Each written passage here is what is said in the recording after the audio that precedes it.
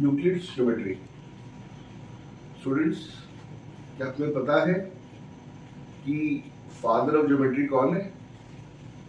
Father of geometry Euclid है। उसकी geometry को हम यूक्लिडियन या यूक्लिड्स ज्योमेट्री के नाम से जानते हैं। ठीक है, तो कुछ इंपॉर्टेंट टर्म्स हम लोग पढ़ेंगे इस चैप्टर में, और एक्सियम्स और पोस्टुलेट्स क्या होते हैं वो पढ़ेंगे। तो let us start with some important terms. कुछ इंपॉर्टेंट टर्म्स से स्टार्ट करते हैं, जैसे पॉइंट।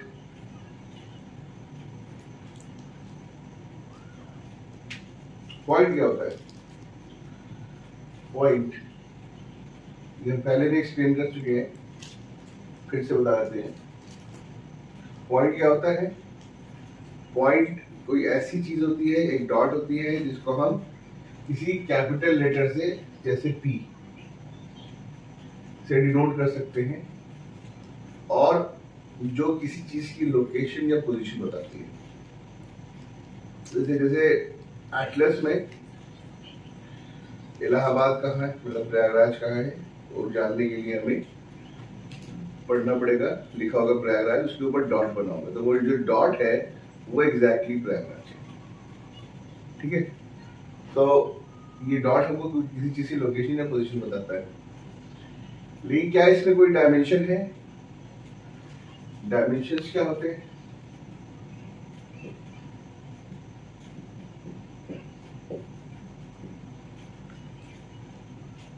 लेंथ, ब्रेथ और हाइट। 2D और 3D में फर्क पता होगा। 2 डायमेंशन, इसमें लेंथ और ब्रेथ होती है। 3 डायमेंशन, इसमें लेंथ, ब्रेथ और हाइट तीनों होती है। जनरली नॉर्मल मूवी को आप वॉच करेंगे 2 डायमेंशनल होती है, उसमें लोग इधर से इधर, इधर से इधर दिखाई देंगे। लेकिन 3 डायमेंशनल जो मूवीज होती हैं, उसमें लगता है कि चीजें फिल्म के पर्दे से बाहर भी आ रही हैं, तो अंदर बाहर डेप्थ भी दिखती है हमको उसमें, क्योंकि उसमें 3rd डायमेंशन भी जुड़ा हुआ होता है। तो 3rd डायमेंशन क्या होता है? वो हाइट होती है।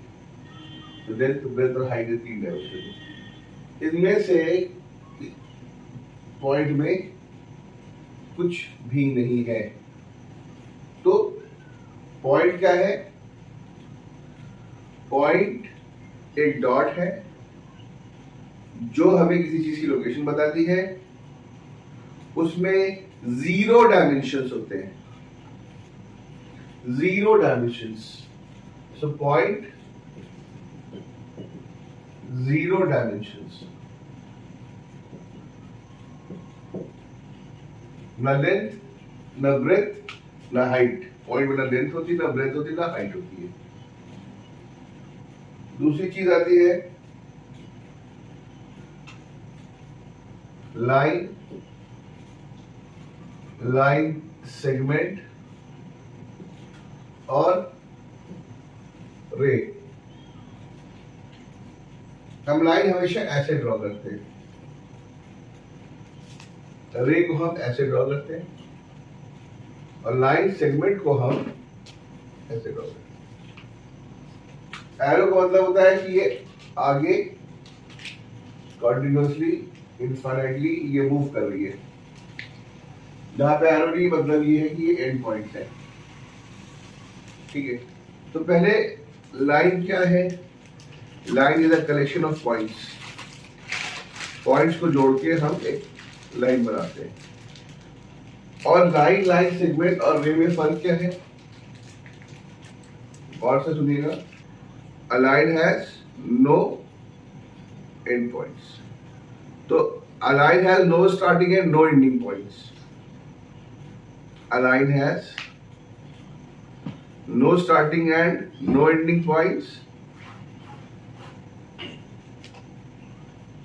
और या कह सकते हैं a line has no ending points.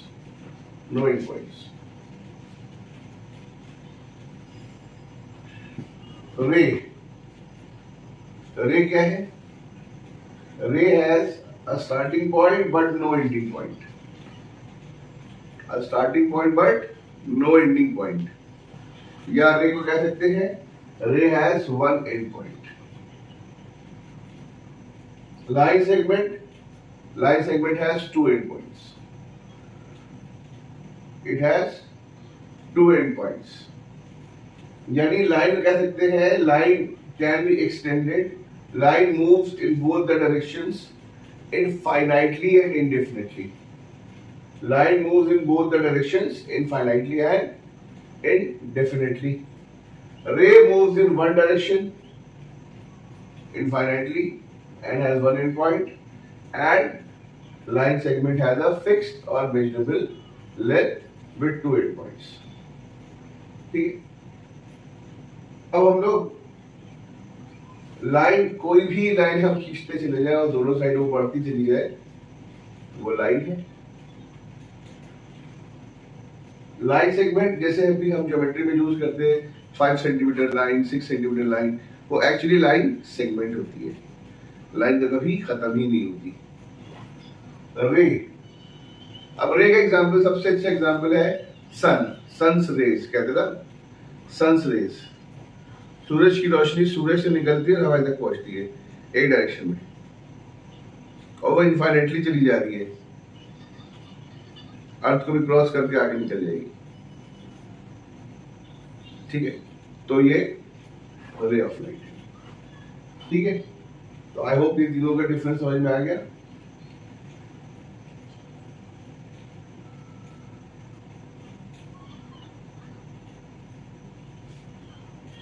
अब इसके बाद आते हैं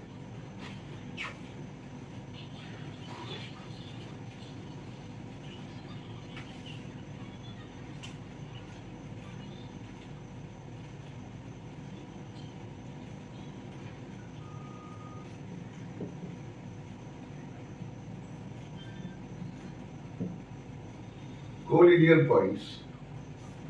कोलिनियर, लीनियर मतलब related to a line.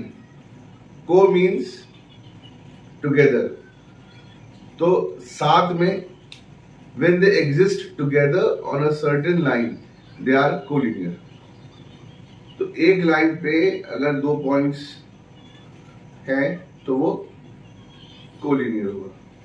ठीक है, किसी भी दो पॉइंट, एनी टू पॉइंट्स, अगर दो पॉइंट है तो वो हमेशा हमेशा कोलिनियर होंगे. क्यों? अगर कोई भी दो पॉइंट है उन दोनों के बीच में एक लाइन हम ड्रॉ कर सकते हैं. कोई भी दो पॉइंट है तो दो पॉइंट हमेशा कोलिनियर होते हैं. नॉन कोलिनियर होने की शर्त क्या है कि मोर देन टू पॉइंट होने चाहिए, और नॉन कोलिनियर क्या होगा, they are not following on the same line. But if the points are following on the same line, अगर पॉइंट्स एक ही लाइन के ऊपर फॉलो कर रही है, एक ही लाइन के ऊपर है, तो उन्हें क्या कहते हैं, कोलिनियर पॉइंट्स. तो एक लाइन के ऊपर जितनी पॉइंट्स है सब कोलिनियर है. ठीक है, अब ये जो तीन लाइंस थे, हमने लाइन सेगमेंट और रेस जो पढ़ा था, इनमें सिर्फ लेंथ थी, यानी ये वन डायमेंशनल थे. सिर्फ लेंथ थी तो ये वन डायमेंशनल थे. अब हम आते हैं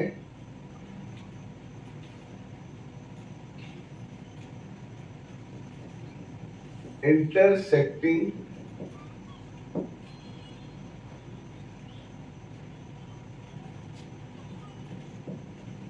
concurrent or parallel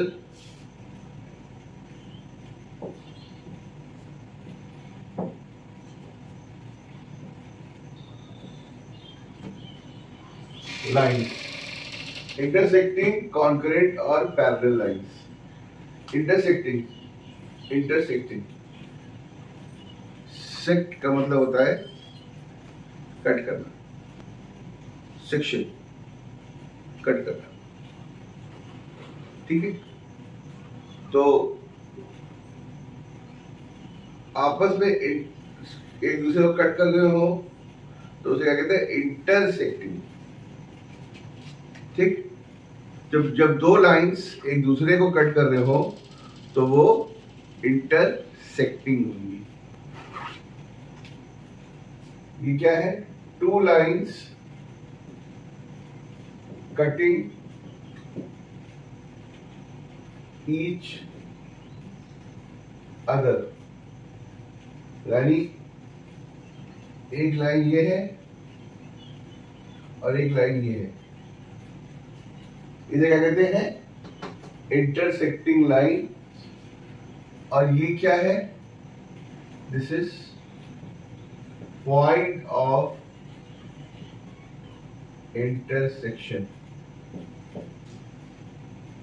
ठीक है, point of intersection, concurrent lines.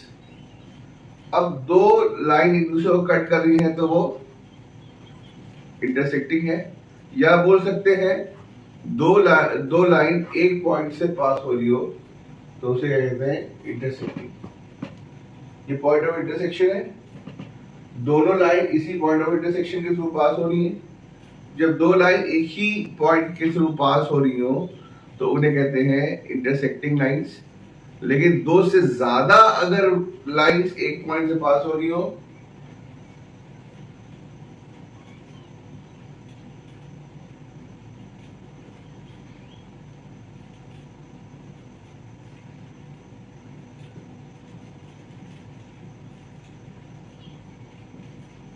जब दो से ज्यादा लाइंस एक ही पॉइंट से पास हो रही हो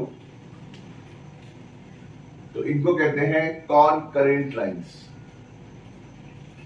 जब दो लाइन एक पॉइंट से पास हो तो वो इंटरसेक्टिंग लाइंस है, और जब दो से ज्यादा लाइंस एक पॉइंट से पास हो रही हो तो उन्हें कॉनकरेंट लाइंस कहते हैं। और तीसरी है parallel lines. Parallel lines never meet, या तो मैथमेटिशियंस ये बोलते हैं पैरेलल लाइंस नेवर मीट, या और रिफाइंड टर्म्स में बोलते हैं जो हायर क्लासेस में यूज होते हैं, वो होते हैं कि parallel lines meet at infinity. तो इंफिनिटी किसने देखा नहीं तो पता नहीं कहां मीट होते हैं। ठीक है, तो parallel lines meet at infinity या पैरेलल लाइंस नेवर मीट। ठीक है, तो ये तीन डिफरेंट टाइप्स के लाइंस के सेट्स थे जो मैंने आपको एक्सप्लेन किया।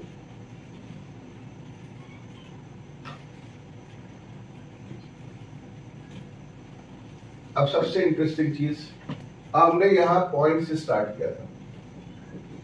ये एक डॉट था जो लोकेशन बताता है, denoted by capital letter. It has 0 dimensions,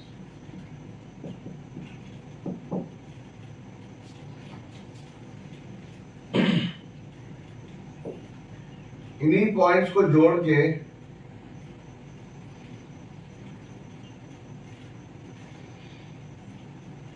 एक लाइन बनती है, इन्हीं पॉइंट्स को जोड़ के एक लाइन बनती है जिसमें एक डायमेंशन होता है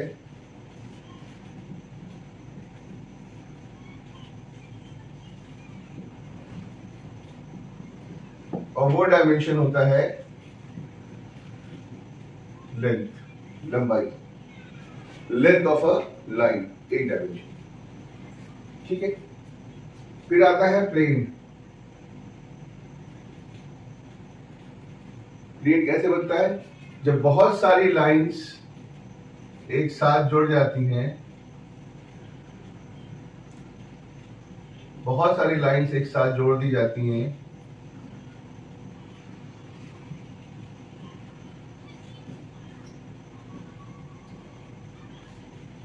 तो ये एक प्लेन फिगर बनाता है जिसको हम कहते हैं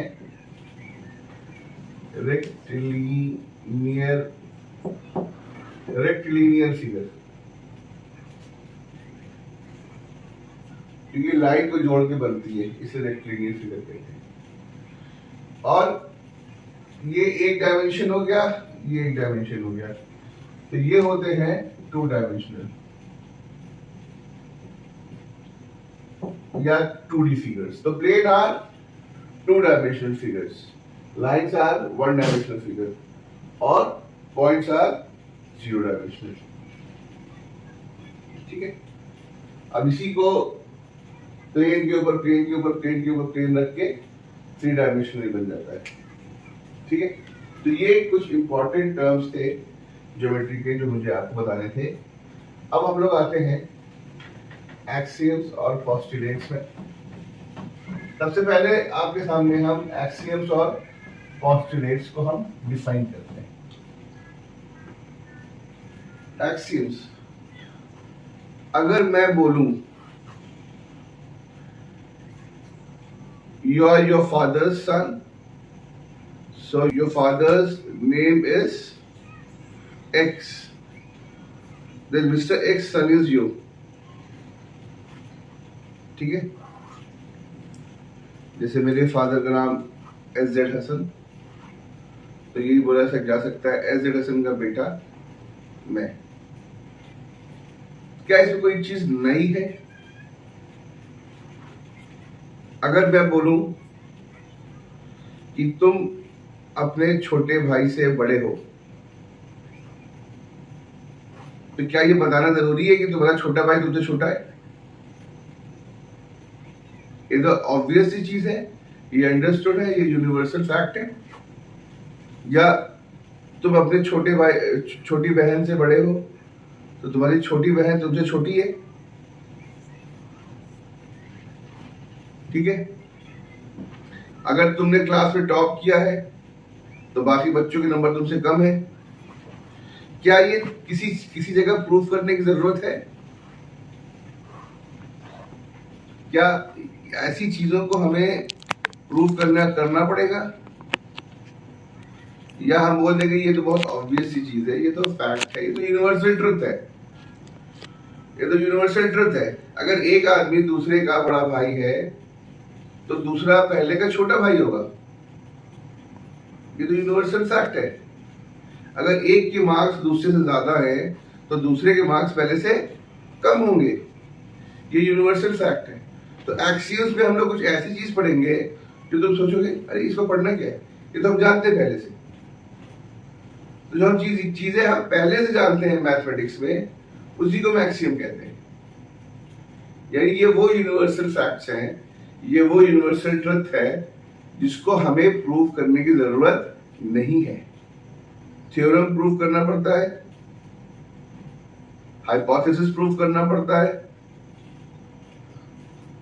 लेकिन हमें कभी भी एक्सियम प्रूव करना नहीं पड़ता, क्योंकि ये बहुत ऑब्वियस सी चीजें हैं जो हम लोग जानते हैं पहले। तो यूक्लिड ने 10 एक्सियम्स बनाए थे, 10 एक्सियम्स।